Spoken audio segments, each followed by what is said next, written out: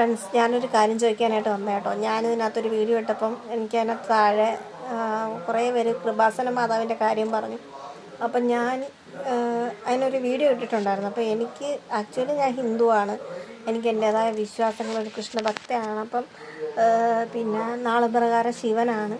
പക്ഷേ ഞാൻ മാതാവിന് സ്വപ്നം കണ്ടു. എനിക്ക് നല്ല സങ്കടത്തിൽ കിടന്നുറങ്ങിയ ഒരു ദിവസം ഞാൻ മാതാവിന് സ്വപ്നം കണ്ടു. അതാണ് ഞാൻ മാതാവിനെ ഇത് ചെയ്യാൻ പ്രാർത്ഥിക്കാമെന്ന് വിചാരിച്ചത്.